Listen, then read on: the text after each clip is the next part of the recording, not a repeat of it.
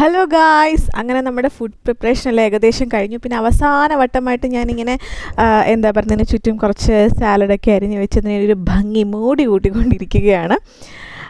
കുറച്ച് ഏറെ വീഡിയോ എടുക്കണമെന്ന് വിചാരിച്ചാണ് കേട്ടോ ഫുഡ് പ്രിപ്പയർ ചെയ്യുന്നതെല്ലാം. പക്ഷേ എനിക്ക് സമയം കിട്ടിയില്ല, കാരണം രാവിലെ ധൃതിക്ക് ഓരോന്ന് ചെയ്യുമ്പോഴത്തേക്കിനും ഒട്ടും സമയമില്ലായിരുന്നു. എങ്കിലും ഇന്നലെ തന്നെ നമ്മൾ ചിക്കനൊക്കെ വാങ്ങിച്ച എല്ലാം കഴുകി ക്ലീൻ ചെയ്ത് മസാലയൊക്കെ ഇട്ടാണ് വെച്ചിരുന്നത്. അതുകൊണ്ട് തന്നെ രാവിലെ നമുക്ക് ഉണ്ടാക്കാൻ വേണ്ടിയിട്ട് വലിയ പാടുണ്ടായില്ല. നമ്മുടെ ഫ്രൈഡ് റൈസ്, മീൻ കറി, ഇന്നലത്തെ മീൻ കറി ഇന്ന് നല്ല സൂപ്പറായിട്ടുണ്ട്. ചിക്കൻ കറി, പിന്നെ നമ്മുടെ ചിക്കൻ ഫ്രൈ, സാലഡ്, ചീനി, പപ്പടം, അങ്ങനെ എല്ലാം റെഡി ആയിട്ടുണ്ട്. ഇനി നമുക്ക് നമ്മുടെ കേക്ക് മുറിച്ചാൽ മാത്രം മതി. Happy birthday to you. Happy birthday to you. Happy birthday dear Appu. Happy birthday. അങ്ങനെ കേക്കൊക്കെ മുറിച്ചു.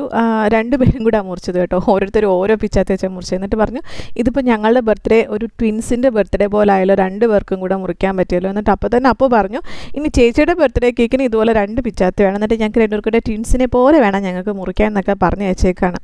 അപ്പോൾ എന്തായാലും കേക്കൊക്കെ മുറിച്ചിട്ട് നമുക്ക് ടേബിൾ സെറ്റ് ചെയ്യാം ലഞ്ചിന് വേണ്ടിയിട്ട്. അപ്പോൾ ഞാനിങ്ങനെ എല്ലാം റെഡിയാക്കി സെറ്റ് ചെയ്ത് വെച്ചു.